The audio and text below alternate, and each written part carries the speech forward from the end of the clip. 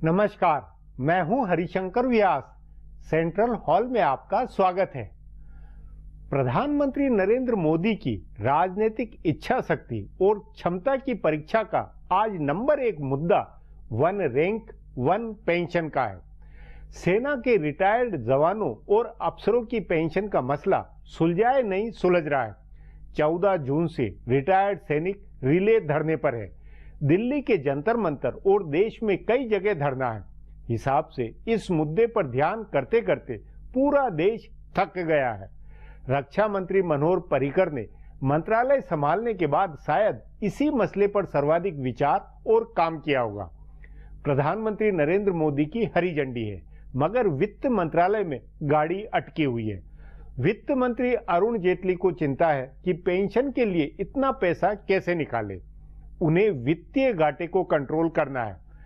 अपना मानना है कि पैसे से अधिक नौकरशाहों की अड़ंगेबाजी का पेच है। सिविल अफसर या कि आईएएस जमात इस बात को पचा नहीं पा रही है कि सेना के लोगों को पेंशन में विशेषाधिकार मिले। वित्त मंत्रालय में सोच है कि 7वें वेतन आयोग के सुपुर्द मसला किया जाए और वह वन रैंक वन पेंशन पर अमल का रोड मैप सुझाए। इससे फैसला लटकेगा। कुछ जानकारों का मानना है कि 15 अगस्त के अगले भाषण तक प्रधानमंत्री अपने वायदे पर अमल शुरू कराने के मूड में है। आज राजनीतिक इच्छा शक्ति की परीक्षा वाले इस मसले पर चर्चा है, मगर उससे पहले गपशप और खास सुर्खियां। शुरुआत सियासी गपशप से करते हैं।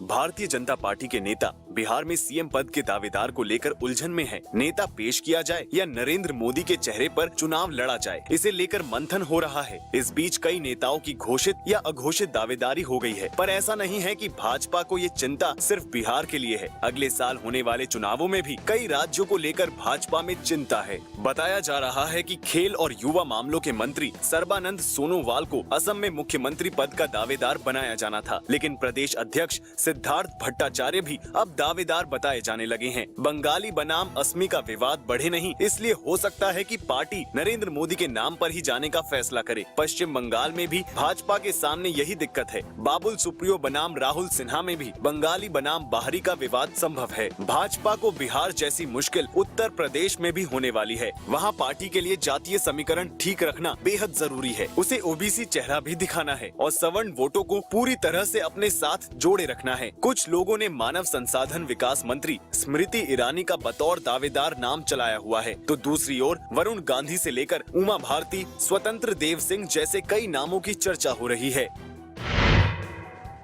भारतीय जनता पार्टी की स्थिति सांप छुछुंदर वाली हो गई है। एक के बाद एक 4 महिला नेता किसी न किसी विवाद में फंसी हैं। पार्टी इनमें से किसी एक के खिलाफ कार्यवाही नहीं कर सकती है। एक के खिलाफ कार्यवाही का मतलब होगा कि बारी बारी से सबके खिलाफ कार्यवाही करनी होगी। किसी एक को हटाने से विपक्ष का हौसला बढ़ेगा और उसकी ओर से विरोध प्रदर्शन तेज होंगे। इसलिए पार्टी किसी के खिलाफ कार्यवाही नहीं करने की रणनीति पर चल रही है। भाजपा की दूसरी दुविधा इस वजह से है कि पार्टी के भीतर नेताओं की राय बटी है। बताया जा रहा है कि केंद्रीय गृह मंत्री राजनाथ सिंह और सड़क परिवहन व राजमार्ग मंत्री नितिन गडकरी किसी हाल में वसुंधरा राजे को हटाने के लिए तैयार नहीं है। महाराष्ट्र में मुख्यमंत्री देवेंद्र फर्नांडिस दिल्ली आकर अपनी मंत्री पंकजा मुंडे का बचाव करके जा चुके हैं। सुषमा स्वराज को हटाया गया तो संभव है कि वे लाल कृष्ण आडवाणी और मुरली मनोहर जोशी के साथ होकर सरकार के खिलाफ मुहिम शुरू कर दें। सो सभी नेताओं को बचाए रखने की राय है। अब वसुंधरा राजे के खिलाफ विवाद ज्यादा बढ़ता है तो इतना संभव है कि उनकी राय से किसी को उनकी जगह मुख्यमंत्री बनाने का फैसला हो। लेकिन अभी पार्टी के आला नेता इस स्थिति को टालने की कोशिश कर रहे हैं। अगर बदलाव हुआ तो ओम माथुर से लेकर घनश्याम तिवारी, गुलाबचंद कटारिया और अशोक परनामी दावेदार बताए जा रहे हैं।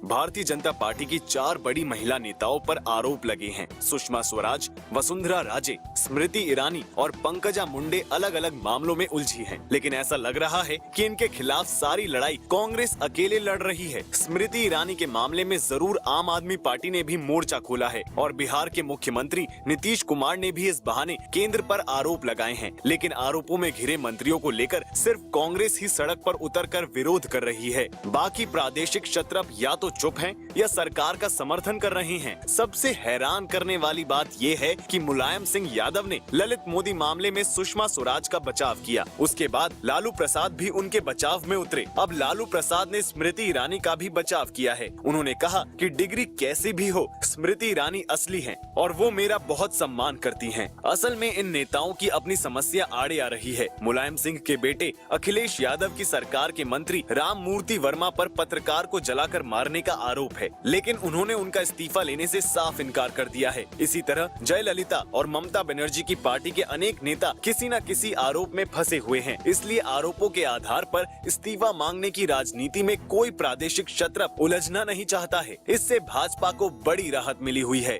अब आज की सुर्खियां ये लीक से कुछ हटकर है और इनसे देश की दशा दिशा को बूझ सकेंगे।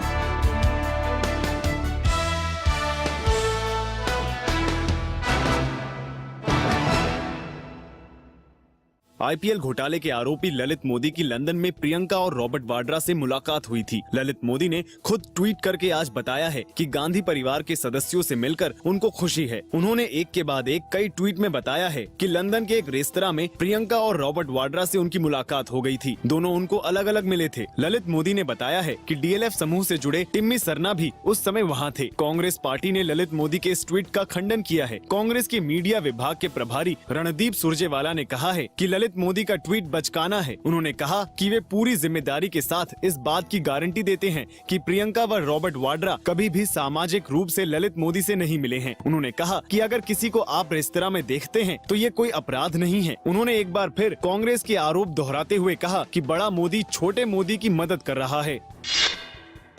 प्रियंका और रॉबर्ट वाड्रा के लंदन में ललित मोदी से मिलने के ललित मोदी के ट्वीट के जरिए भाजपा ने कांग्रेस पर हमला किया। भाजपा ने पूछा है कि कांग्रेस को बताना चाहिए कि सोनिया गांधी के परिवार के सदस्य क्यों ललित मोदी के संपर्क में थे। भाजपा प्रवक्ता संबित पात्रा ने पूछा कि कांग्रेस को बताना चाहिए कि गांधी परिवार के सदस्य क्यों ललित मोदी से मिलते थे। उन्होंने यही सवाल कांग्रेस अध्यक्ष सोनिया गांधी से भी पूछा। बताया जा रहा है कि ललित मोदी के इस ट्वीट से भाजपा को अपने नेताओं के बचाव का एक बड़ा मसला मिल गया है।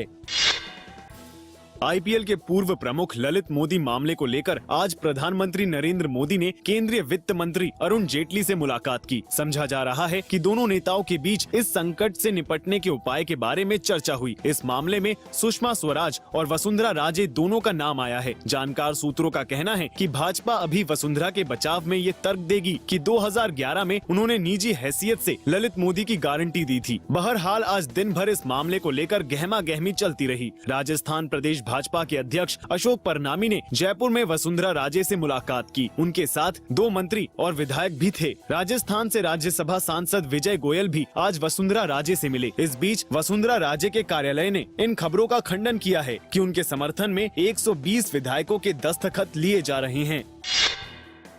भारतीय जनता पार्टी वसुंधरा राजे के बेटे दुष्यंत सिंह के कारोबार के मसले पर उनकी सफाई को कबूल करती दिख रही है। बताया जा रहा है कि ललित मोदी ने 2007 में दुष्यंत की कंपनी को 3 करोड़ रुपए का कर्ज दिया था, जिसे 2009 में लौटा दिया गया। इसी तरह महंगी कीमत पर 10 करोड़ रुपए की शेयर खरीद के सवाल पर बताया जा रहा है कि दुष्यंत की संपत्ति 300 करोड़ रुपए से ज्यादा है, इसलिए 1 लाख रुपए की दर से शेयर खरीद कोई बड़ी बात नहीं है। हालांकि भाजपा के जानकार सूत्रों का कहना है कि मीडिया और विपक्ष के लिए ये सफाई पेश की जा रही है, लेकिन पार्टी और सरकार अपने स्तर पर दस्तावेजों की जांच कराएगी ताकि वास्तविकता का पता चल सके। गौरतलब है कि कुछ दिन पहले ही वित्त मंत्री अरुण जेटली ने कह दिया था कि उनके बीच हुआ लेन देन वाणिज्यिक लेन देन था। जहां तक ललित मोदी के पास मॉरिशस की कंपनी से पैसे आने का मामला है तो सरकार इसकी जाँच कराएगी। फिलहाल अब एक ब्रेक है, फिर खुलासा होगा।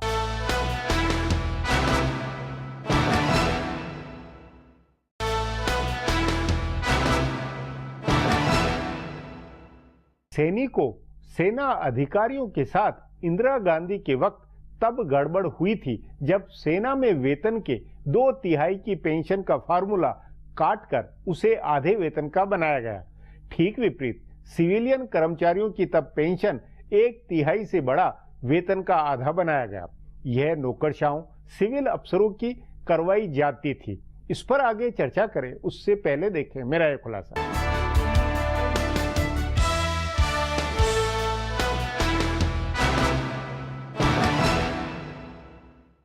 प्रधानमंत्री नरेंद्र मोदी ने पूर्व सैनिकों के लिए एक रैंक एक पेंशन का वादा किया हुआ है। उन्होंने रेडियो पर मन की बात कार्यक्रम में इस बारे में विस्तार की बात की थी। उन्होंने कहा था कि उनकी मंशा पर संदेह नहीं किया जाना चाहिए। उन्होंने यह भी कहा था कि यह एक जटिल मामला है, इसलिए वे नहीं चाहते कि इसे हड़बड़ी में लागू किया जाए। हालांकि इसके बावजूद पूर्व सैनिक हड़ताल पर बैठे हैं। जंतर मंतर पर उनकी भूख हड़ताल चल रही है। वे जल्दी से जल्दी इसे लागू करने की मांग कर रहे हैं। वे आने वाले दिनों में सैनिकों के सम्मान में होने वाले आयोजनों का बहिष्कार करने की योजना बना रहे हैं। असल में यह मामला उतना आसान नहीं है जितना बताया जा रहा है, और इसलिए प्रधानमंत्री ने कहा था कि इसे हड़बड़ी में लागू नहीं करना चाहिए। पूर्व सैनिकों के लिए एक रैंक एक पेंशन योजना की सबसे बड़ी दिक्कत ये है कि अगर इसे मौजूदा रूप में लागू कर दिया गया है तो सेना के रिटायर्ड जवानों को कोई फायदा नहीं होगा। अभी जिस प्रारूप में यह योजना है उसी रूप में लागू करने पर जवानों को कुछ 100 रुपयों का फायदा होगा। जवानों को 500 रुपए से लेकर 1700 रुपए तक बढ़ेंगे। जवानों की विधवाओं को भी ज्यादा से ज्यादा 1500 रुपए महीने का फायदा होगा। इसके उल्टे सैन्य अधिकारियों को 10 से 20,000 रुपए तक महीने का फायदा हो सकता है। तभी सरकार को चिंता है कि अगर उसने इसे मौजूदा स्वरूप में लागू किया तो नाराज सैनिक सरकार को अदालत में घसीट सकते हैं और राजनीतिक नुकसान होगा सो अलग। यूपीए सरकार के समय भी ये दुविधा थी। यूपीए सरकार ने पूर्व सैनिकों के पेंशन को छठे वेतन आयोग की सिफारिशों के अनुरूप बनाया था। इससे सैनिकों के पेंशन में पहले जो फर्क था वह काफी हद तक कम हुआ था। समानता लाने के लिए करीब 5,000 करोड़ रुपए खर्च भी कर दिए गए थे, लेकिन उस फॉर्मूले को लागू किया गया तो सैनिकों को ज्यादा फायदा नहीं हुआ, क्योंकि उनका मूल वेतन काफी कम होता है। इसलिए सरकार नए फॉर्मूले पर काम कर रही है। अगर एक रैंक एक पेंशन योजना को मौजूदा रूप में लागू किया जाता है तो सरकार को ज्यादा आर्थिक बोझ भी नहीं आने वाला है। इस सिलसिले में 8,000 करोड़ रुपए से कुछ ज्यादा पहले से मंजूर कर दिए गए हैं, लेकिन सरकार इसे लागू करके नए विवाद में नहीं फंसना चाहती, इसलिए वह इस मसले को टाल रही है। इसमें देरी का दूसरा मकसद ज्यादा से ज्यादा राजनीतिक लाभ लेना भी बताया जा रहा है। हालांकि यह भी कहा जा रहा है कि सरकार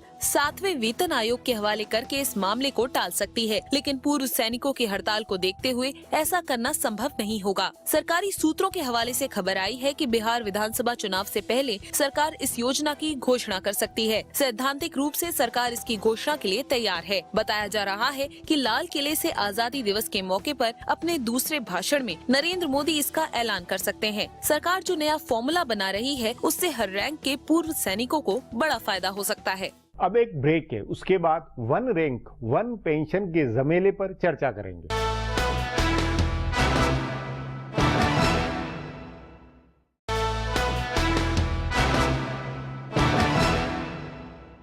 सेना में अभी कोई 13 लाख लोग हैं, 24 लाख रिटायर्ड सैनिक व सेनाधिकारी है। इन सब के लिए जिस रैंक में रिटायर्ड हुए उसी रैंक की पूरी तनख्वाह पेंशन के रूप में दे सकना आसान काम नहीं है, पर सैनिकों सेनाधिकारियों को अच्छा जीवन मुहैया कराना राष्ट्र का कर्तव्य है। इस पर चर्चा के लिए आज मेरे साथ वरिष्ठ पत्रकार शुभव्रत भट्टाचार्य हैं।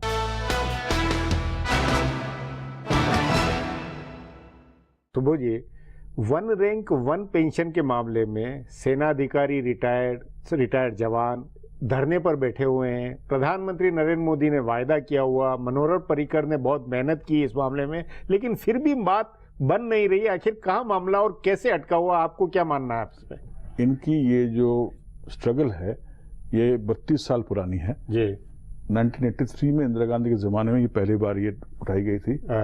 उस टाइम पे अगर इम्प्लीमेंट हो जाती तो सेकंड वर्ल्ड वॉर के जो जवान थे हमारे जिन्होंने विक्टोरिया क्रॉस वगैरह जीता था उनको भी लाभ मिलता। नहीं हुआ। हर पार्टी ने इसको एक चुनावी मुद्दा मात्र बनाया। हमारे प्रधानमंत्री नरेंद्र मोदी जी ने सितंबर 2013 में रेवाड़ी में 5 लाख एक्स सर्विसमैन की रैली ली, जिसमें पहली बार जनरल वीके सिंह अवतरित हुए बीजेपी के उसमें मंच पे, और उन्होंने कहा कि लगता है कि मेरे ही भाग्य में लिखा है कि मैं इसको करूंगा। तो उनका भाग्योदय तो हो चुका है। हमारे भूतपूर्व सैनिकों का जो कि 22 लाख हैं, 22 लाख भूतपूर्व सैनिक और 6 लाख बेवाएं, 28 लोगों का भाग्योदय कब होगा? नहीं तो उसमें ये क्या ये नहीं लगता, क्योंकि ये इंदिरा गांधी के समय से ये मामला, एक तरह से ये नहीं लगता कि सिविल जो प्रशासन है, जो नौकरशाह है, वो अड़ंगा लगा रहे हैं। अभी वित्त मंत्रालय में ये खबर है कि वो इसको 7वें वित्त आयोग के में सुपुर्द करके इस पे रोड में बने। विडंबना ये है कि 1996 में जो मेजर जनरल रिटायर हो गया उसकी पेंशन आज के रिटायर होने वाले लेफ्टिनेंट कर्नल की पेंशन से कम है। इसीलिए 1 रैंक अच्छा, आर्मी में जो जवान जाता है 18 साल की उम्र में या 20 साल की उम्र में घुस जाता है, 15 साल की सर्विस अगर वो जवान से प्रमोट नहीं होता तो उसकी सर्विस 15 साल की होती है। यानी 33 या 35 साल की उम्र में वो बेचारा रिटायर हो जाता है। उसके बाद वो जिएगा कैसे? हाँ नहीं, तो ये आवश्यकता इसकी है, इस पर एक आम राय हो गई है, सब कुछ है, लेकिन मामला अटका ये कि पैसा इतना 8,000 करोड़ रुपए या 14,000 करोड़ रुपए 8,000 का एक आंकड़ा निकाला है। और उससे वर्स्ट तो ये है, मनोहर पर्रिकर जी जरूर प्रयास कर रहे हैं, परंतु उनको पता नहीं कुछ पहले के जमाने में लोगों को छपास की बीमारी होती थी, इनको आजकल कुछ ये साउंड बाइट की बीमारी है। इन्होंने कह दिया था कहीं पर जाके कि अब चूंकि 50 सालों से कोई जंग नहीं हुआ है तो आर्मी का महत्व गिर गया। नहीं, वो एक अलग इशू, लेकिन मनोहर पर्रिकर ने इस मामले में संजीदगी से तो कोशिश की, पूरा एक राय कोई फार्मूला बनाने की तो कोशिश हुई है। उनकी मीटिंग हुई थी फाइनेंस मिनिस्टर के साथ पिछले महीने है, और लगता है कि शायद ये या तो बिहार चुनाव से पहले या 15 अगस्त की लाल किले से घोषणा इम्प्लीमेंटेशन का कुछ आप मानते हैं संभव? हो सकता है, नहीं तो भूतपूर्व सैनिकों जिनसे आज मेरी बात हुई है, जो कि इस मुहिम में रहे हैं इतने सालों से, उनका कहना है अगर 15 जुलाई तक नहीं हुआ तो 15 अगस्त को हम अपना झंडा फहराने का प्रोग्राम अलग करेंगे। ये तो बहुत सीरियस हो जाएगा। तो ये मामला फिर सीरियस हो बहुत सीरियस हो गया, बहुत सीरियस हो गया इसको। अच्छा, और उनका ये मानना है कि ये बिहार के चुनाव से पहले अनाउंसमेंट हो जाएगा या अगले साल पंजाब में चुनाव है 2017 में, उससे पहले। नहीं सुबोध जी, आपका ये मानना है कि आपका ये मानना है कि नरेंद्र मोदी ऐसी किसी राजनीतिक मौके की तलाश में या सचमुच में व्यवहारिक दिक्कतें ऐसी है जिसके कारण है? देखिए 8,000 करोड़ कहाँ से आएगा, क्योंकि और उसके बाद लायबिलिटी बढ़ने का भी खतरा, वो भी अपनी जगह है, लायबिलिटी बढ़ेगी। परंतु ऐसा है ना, जो ये मांग करने वाले हैं कौन? ये कोई गैर जिम्मेदार लोग नहीं है। इन्होंने भारत के झंडे के नीचे शपथ लेके कहा था कि हम जान की बाजी लड़ा देंगे। या तो उनको कॉन्फिडेंस में ले लो, कॉन्फिडेंस में लेके कहो। परंतु ऐसा है कि अगर सिविलियन साइड में लोग 60 साल तक नौकरी कर सकते हैं, यहाँ पर बेचारे 35 में रिटायर हो जाते हैं। और उसके अलावा सिविलियन साइड में आपने अभी काफ़ी सहूलियतें दे दी हैं जो कि इनको नहीं मिल रही हैं। तो ये लाजमी है कि ये लोग अपना स्ट्रगल करेंगे। नहीं, लेकिन ये नहीं लगता है कि ब्यूरोक्रेट आईएएस लॉबी वो इसको रोके हुए? आईएएस ने तो सभी को रोकने की कोशिश की है। ऐसा है कि सिविल सर्विसेज में भी पहले था कि आईएएस अफसर जो है जॉइंट सेक्रेटरी बन जाता था इतने सालों में, और दूसरे सर्विसेज वाले उनके 2 साल बाद बन सकते हैं। ये सब उनकी रही है, ये सब जो है। पर इससे ज्यादा जो है एक इसको पॉलिटिकल मुद्दा बनाया गया है हर पार्टी ने। और बीजेपी को तो इसलिए करना चाहिए क्योंकि इन्होंने एक तो प्रधानमंत्री ने रैली में कहा, दूसरी बार अपने मैनिफेस्टो में डाला। हर पार्टी के मैनिफेस्टो में होता है। नहीं, ये देखिए, इस पे राजनीतिक सर्वानुमति है, इसीलिए हैरानी की बात है कि ये अटक कहाँ रहा है, कैसे अटक रहा है? अटक रहा है शायद रिसोर्सेज पे, क्योंकि 8,000 करोड़ कहाँ से आएंगे, और वो बढ़ता चला जाएगा। तो इसको कॉन्फिडेंस में दीजिए उनको सबको। और ये आपके अनुसार ये इतनी बड़ी मुझे जो बुरा लगता है कि इस सारी चीज में मैं फिर से वही कहूंगा, क्योंकि मैं तो बहुत सालों से कहते आया हूं कि इंडियन नेशनल आर्मी जो सुभाष बोस की थी उसके साथ बहुत नाइंसाफी हुई है। उन लोगों का नाम कहीं नहीं आ रहा है क्योंकि उनको मिलना चाहिए। अब तो जो है पैरामिलिट्री फोर्सेस जो हैं, सीआरपीएफ, बीएसएफ, उन्होंने वो भी मांग उठा रहे हैं। नहीं, लेकिन वो व्यवहारिकता के तकाजे में ठीक नहीं है बात। फिलहाल तो ये कि सेना के मामले पर ही फोकस होना चाहिए और इस पर होना चाहिए, ये जरूरत तो है। वो तो जरूरत तो है, पर इसमें पैसे कहाँ से आएंगे ये भी देखना पड़ेगा। और मेरा मानना है कि शायद अगले महीने तक ये इसका कोई रास्ता निकले। लग तो ऐसे रहा है, नहीं तो जो है ये जो हमारा सैन्य वो मतलब वो बहुत बड़ा एक मुद्दा बनता हुआ लग रहा, धीरे धीरे ये बहुत भारी वो हो सकता है। हाँ, इसको क्योंकि इसका जो असर है बहुत गहरा पड़ सकता है। जी सुबोध जी, बातचीत को यहीं समाप्त करेंगे। प्रोग्राम में आने के लिए बहुत बहुत धन्यवाद। हमारा प्रोग्राम अब यहीं खत्म होता है। आग्रह है कि प्रोग्राम पर अपनी राय hsvyas@nayaindia.com पर ईमेल करके बताएं या hsvyas@twitter पर जाहिर करें। सो अब सोमवार को फिर मिलेंगे इसी चैनल पर इसी समय।